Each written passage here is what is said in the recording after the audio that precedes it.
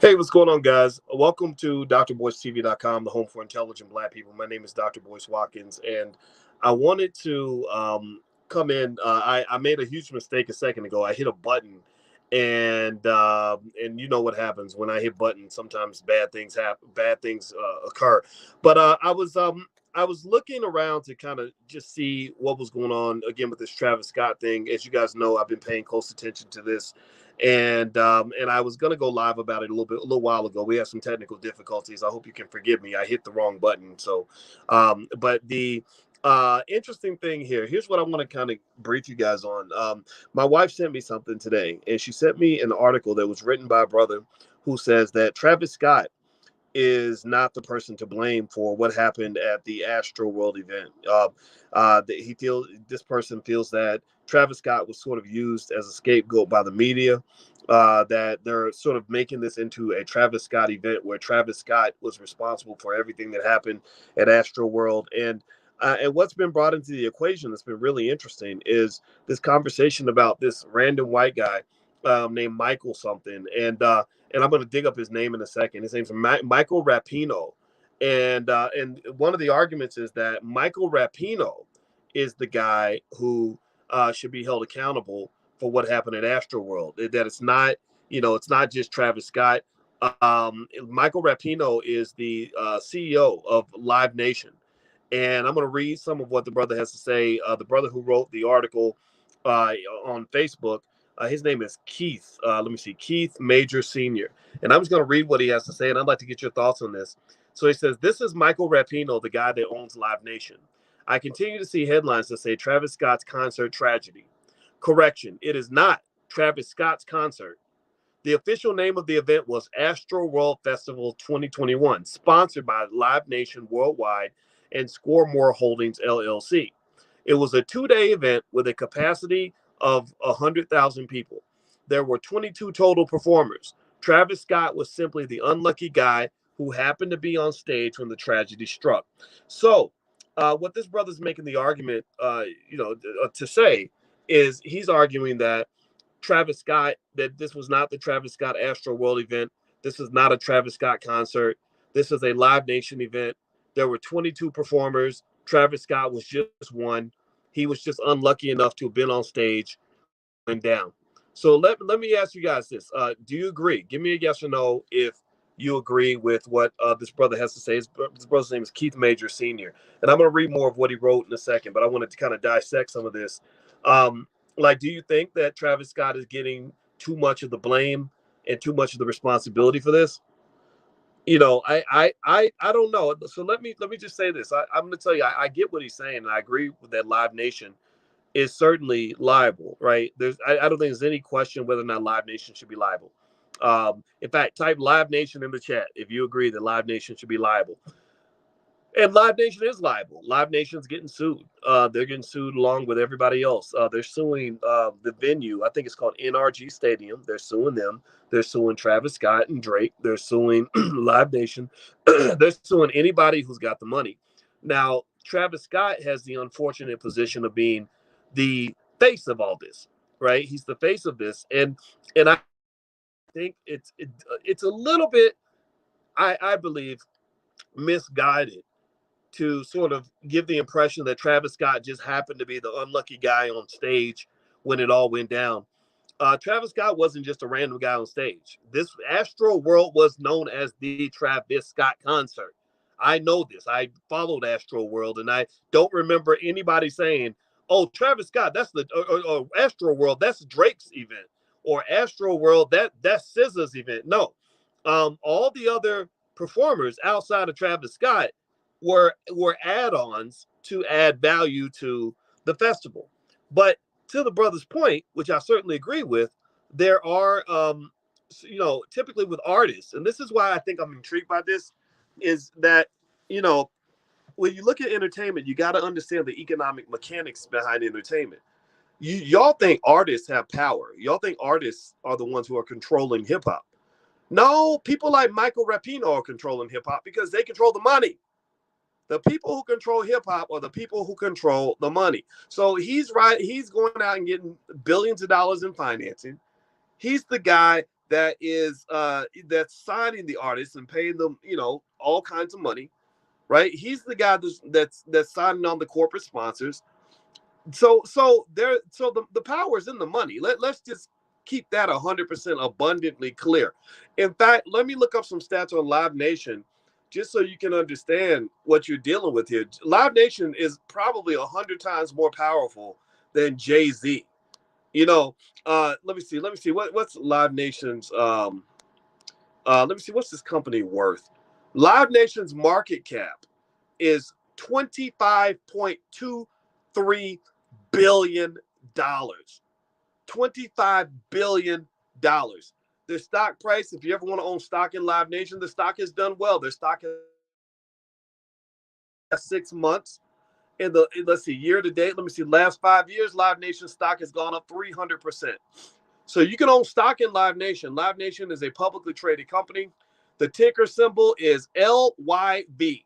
So if you ever want to own a piece of the entertainment industry, you can buy Live Nation stock. So I think that the brother's point is to be heard, right? You know, that this is not just something where a bunch of artists got together and said, let's have a jam fest. No, this is something where the corporations are the ones who are controlling the purse strings behind the artists that are leading to what the artists do on stage, that are impacting what the artists do on stage. And this is why remember you guys, when I was having that conversation about Lizzo promoting obesity to black people while black people are dying from heart disease and strokes and heart attacks, and, you know, from Popeye's chicken, dying from, you know, COVID related illnesses or whatever because of obesity. I basically just said, you understand why Lizzo promotes obesity. Now, when I said this, a lot of people thought I was talking about Lizzo. A lot of people thought that I was fighting Lizzo. Like, boys, why are you going after Lizzo? Why are you going after Lizzo? No, I wasn't going after Lizzo. I was going after the puppet masters that control Lizzo. I was going after the corporations. I was talking about the Live Nations of the world. I was talking about, you know, the record labels, you know, Epic and Universal and all these other big corporations, Apple Music. I'm talking about Spotify. I'm talking about the billion-dollar companies that control the brands, that control the images, that decide which Negro are we going to put on stage. Which black person are we going to sponsor? Do we sponsor the black person who's righteous and intelligent? Do we sponsor a Judge Joe Brown or somebody like that? Or do we sponsor, you know, Travis Scott? You know, do we sponsor black intelligence, or do we sponsor black drug addiction? What are we going to sponsor, right? What they put their money behind is what gets promoted to you. So you cannot talk about hip hop Live Nation. So this is why I appreciate what this brother had to say. I love his article, Keith Major Sr., that's his name. I love his article because it points out the fact that if you are talking about who to blame for Astroworld, you must talk about Live Nation. You must talk about Michael Rapino as much as you talk about Travis Scott, because without Michael Rapino and without Live Nation's approval, Travis Scott's black ass wouldn't even be on that stage. He wouldn't even be on the stage. The stage is not controlled by the person who's on the stage. The stage is controlled by the person who owns the stage. Can I get an amen if you get what I'm saying? Give me an amen if you get what I'm saying. The stage is not controlled by the person who's on it. The stage is controlled by the person who owns it. Ownership does matter. So I think it is an important point that he made. But to act like Travis Scott had nothing to do with any of this, I think that would be, or that he was some sort of an innocent little victim and it just sort of happened and he just happened to be the unfortunate guy on stage. That's nonsense too. Because you can't sit here and tell me that the artists that run around bragging about are completely powerless when it comes to the bad things that happen. When the good things happen, we're like, oh, look at him. Look at how great he's doing. He's lit, yo. He's doing so well, yo. Right? So you give him credit when times are good, but then you want to deflect responsibility when times are bad. You want to give artists all kinds of props, you know, when they do something that you like. But then when you talk about children dying from the mass promotion of drug addiction in hip hop and all these other things, and the mass promotion of violence and black genocide, you want to act like they have no power, no control. So just understand, black genocide is a partnership. It's a partnership between the white corporations and the lost Negroes. It's a very successful partnership to destroy the black community between corporations that have the billions of dollars to finance negrosity and the Negroes who will gladly get on stage and say anything that they need to say in order to get an extra butter biscuit. It's all connected. It's a two-way partnership, no different from the plantation. The person who owned the plantation needed the black overseers to pursue the agenda of the plantation owner. Without the black overseers, the plantation owner cannot get things done. But the overseers need the plantation owner because the plantation owner is supplying the butter biscuits. So that is what you're seeing. You're really seeing a plantation situation. Live Nation is a plantation. Like that almost rhymes. Live Nation is a plantation. That's like bars right now. So somebody type bars in the chat. Sound like I got bars today. I sound like a rapper, right? So Live Nation is the plantation that's leading to the genocide of black people all over the nation. There we go. There's your bars for today. Hit the thumbs up button. Hit the thumbs up, share, subscribe button if you haven't done it yet. My Instagram is the Real Boys Watkins. Feel free to follow me there. I'm not going to talk long about this. I just want to make this point. So let me read more of what Keith Major Sr. wrote. Keith Major Sr. I don't know this brother. I've never met him. I don't agree with everything he wrote here, but I actually like the points he made. I think he brought up a very valid conversation that allows us to go beyond simply talking about Travis Scott. So he says also, the point, it wasn't Travis Scott's show. It was Live Nation's show. Travis Scott got paid to perform. None of the people in charge of the event were Travis Scott's people. Now, I'm going to jump in on that point that he's making. I don't see Travis Scott as just a guy who just got paid to perform. He's not just a paid laborer. Astroworld was known as Travis Scott's major event. Now, whether or not he had a contract that did not give him any ownership, that's another thing. But when I went to Houston, to check out Willie D's event, Willie D from the Ghetto Boys, Willie D is a very good friend of mine. I remember seeing those white kids who told me all about Astroworld. And they told me that they were coming to Astroworld because Travis, and I said, what is Astroworld? They said, that's Travis Scott's thing. Travis Scott has an album called Astroworld or a song or something. I can't remember. Y'all got to correct me on this. I'm not a big Travis Scott fan, but if I'm not mistaken, he has an album called Astroworld, right? So to act like Travis is just like anybody else. Also, when you talk about who was responsible for the security of the event, Travis Scott's people were probably around, but that doesn't mean they were out there killing people or letting people die, right? There were also Houston police on the scene. There was security from the venue on the scene. There was Live Nation security on the scene. So there were probably, I want to say, like hundreds of officers around. And in fact, there's actually video of Houston police officers that were standing around and didn't even know that people were dying at the time all the deaths were taking place. They were just sitting there chilling, eating donuts or something. I don't know. So that's an interesting point. So this whole like black victimhood language, I don't agree with that. This whole like let's let Travis Scott completely off the hook. I don't agree with that. But I think to act like Travis Scott should be on the hook by himself would be wrong and disingenuous. So Keith Major also says, I saw the chief of police in a press conference saying that it's ultimately up to the artist to stop the show. But let's be honest, if Travis had stopped the show and walked off the stage, averting tragedy, would Michael Rapino have still paid him his money? That's a very good point. If he had stopped the show and there wasn't a valid reason, you could argue that he wouldn't have got his bread, right? So that is a point. Now, at the same time, you could argue, well, is your money more important than people dying? The answer is obviously no, right? Another question, is your money more important than you getting sued for billions of dollars? Well, the answer is obviously no. So here's the deal.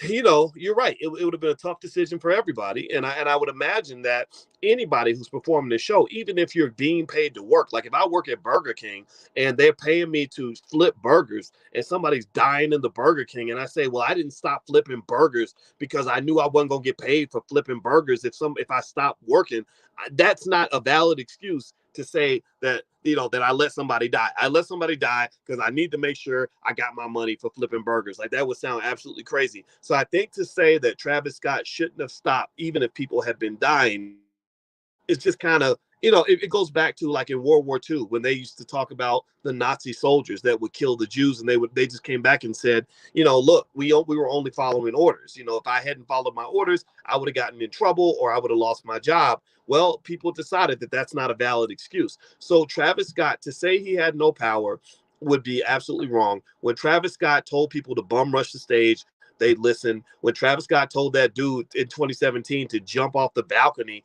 and he got paralyzed, they listened. When Travis Scott, raps about his concerts and how people get hurt in the mosh pits and all that, like people listen. So that chaos can be incited. You can incite a riot. You can incite people to act. Remember, pay attention now. There's another guy that that is in a lot of trouble right now, because not because he hurt somebody, but because he incited people to do something, right? Again, if you either you or you believe they don't have power. You got to make a choice, right? You can't change your decision based on who you're trying to defend, right? So literally, when you talk about somebody, guess what?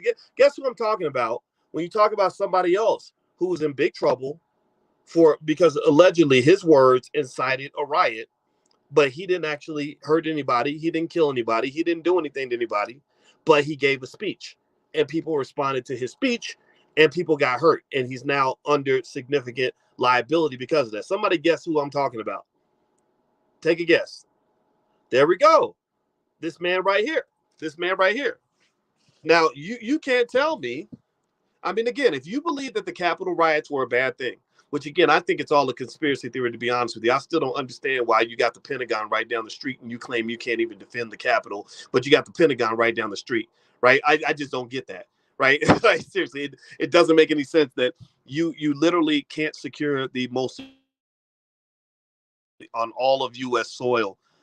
I don't think that was an accident. But putting that to the side, if you believe that the Capitol riots were bad and you believe that this guy had some role in using his words to incite a riot that got people hurt, then you cannot change the rules when you're talking about Travis Scott. The rules are the same. They both, now whether or not you feel like they've been held adequately accountable, that's up to you to decide. I'm not here to be, I'm not here to tell you to be a Democrat or Republican. I'm not here to tell you to be a Travis Scott fan or not. But one thing I can say is that, that this whole situation was a complete mess. And when you're talking about children, 18, 17, 16, 19 years old dying at a concert, a lot of people are responsible for this. And I think that what happened with Astroworld started in 2018. And I think that they just said, man, we really got something big here. Travis Scott, I think he made $50 million or something from or either he made, or I think the whole Astroworld event might have made like $50 million. And he got a big chunk of that money. And this literally added, significant amounts of money to his net worth. This was his big thing. This was his signature event. And I think that they just got greedy. I think they got greedy and said, let's go sell 50,000 tickets for the first day, when really they should have sold 40,000 and gave people room to breathe. Now, that also speaks to a lot of other things that don't make any sense. Like, why would you want to go in there? It's, packed like a sardine and crushed, to the point where you can't breathe, where you can't even sit down. If I go to a concert, I want to be able to sit down when my legs get tired. But then again, maybe I just sound like an old man talking. I don't know. But even when I was 18, I didn't want to stand up for 6 hours straight. No, not if I paid you money. You better give me a seat. So that's a whole nother conversation. But digging deeper into this, let me read more of what the brother said, and then I'm going to kind of dissect it. He also says, Keith Major Sr. wrote a great post here on Facebook about the Travis Scott fiasco. And I like the post because it gives you something else to think about. Takes some of the spotlight off Travis. It allows you to focus on the white guys who own Travis. Who's running Live Nation. So this guy named Michael Rapino is obviously one of the bosses at Live Nation. And what's also interesting is that the media is not talking about this guy. I think that's wrong. I think the media should be talking about him. The media should be talking to him. The media should be talking to and about anybody who was a decision maker in how the event was structured. The biggest problem with the event was not so much what Travis did on the stage. It was how they structured the event in the first place. You put too many people into a confined location. That is the main problem that you had. Everything else, if you took 10,000 people out of that space, I don't believe all those people would have died. It wouldn't have mattered. Travis Scott could get up there, scream and holler. He could devil worship or whatever the hell y'all think he's doing, and get people to run around and jump up and down.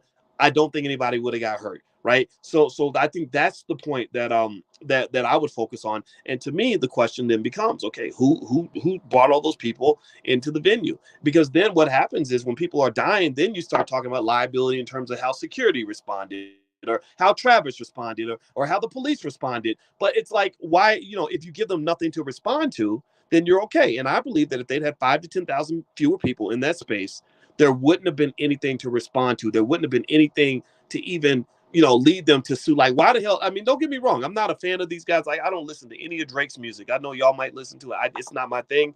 But, why the hell is Drake getting sued?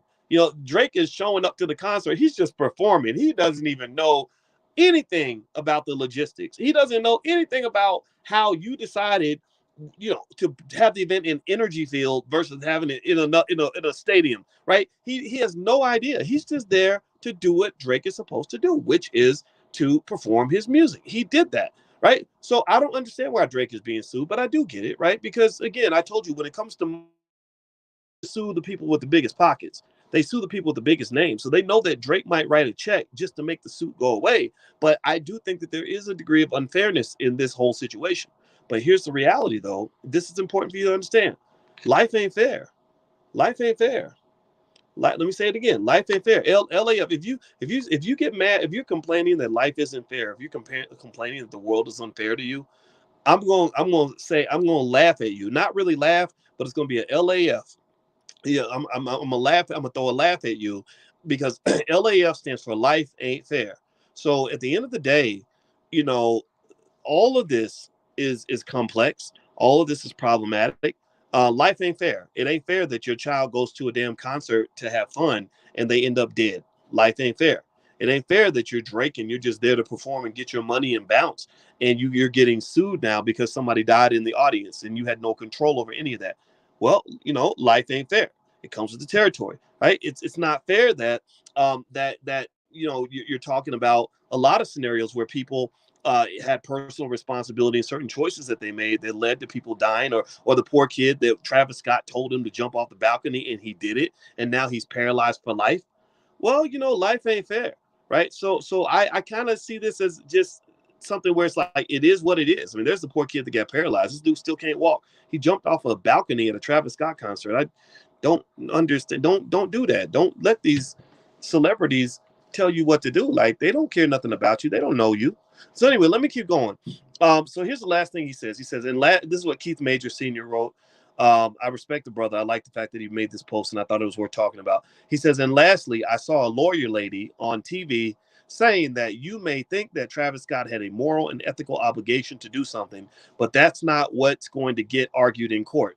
Did Travis Scott have a legal obligation to do something? According to her, the answer to that is probably no. So he's saying that Travis Scott had no legal obligation to respond on any level to what was happening in the crowd. That part I don't know for sure, but I think that that's a valid point. So one of the biggest point that he made here that I really like about his post, I don't even know the guy. His name's Keith Major Sr., so I'm going to give him credit for his ideas.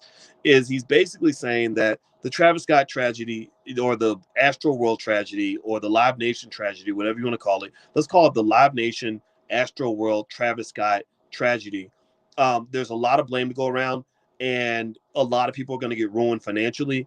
The verdicts are going to be definitely in the hundreds of millions of dollars, probably in the billions. Law firms are basically saying that they're getting tons of calls, not just from the people who died and their families, but they're getting calls from the people who got injured. Like, a lot of people got seriously injured, had to be hauled off in ambulances and stuff like that. And it's just messed up. And the more I think about this, and the more I kind of look at it from different angles, not only do I agree that people like Michael Rapino need to be brought up, the head of LiveNation, but also it really, to me, just comes down to the fact that this event wasn't executed properly in terms of the logistics of managing that many people. And it sounds like this was a case where corporate greed drove them to take unnecessary risk that is going to lead to significant financial liability. And that's what I'm seeing right now with all this. So that was what was on my mind today. Sorry about the technical difficulties earlier. I bounced out. I came in for 1 second and then bounced out because I was stupid and I hit the wrong button. So I hope y'all can forgive me. And also a reminder, this weekend, we're doing an event, a free event in the Black Business School called Black Experts Unchained. And it's for anybody that wants to be a content creator. If you want to create a course online and become an instructor, if you want to become a public speaker, if you want to be a consultant, coach, social media influencer, any of those things, We have experts that can help you with that. So, and it's totally free, and it starts tonight. And you can go to blackexpertsunchained.com if you like to. Bless you. Please have a great day. Thank you for listening. Hit that thumbs up button. Take a second. Please hit the thumbs up button, share, subscribe, all that before you go. That really helps the channel. And I love you, and I'll see you soon. Take care. Peace.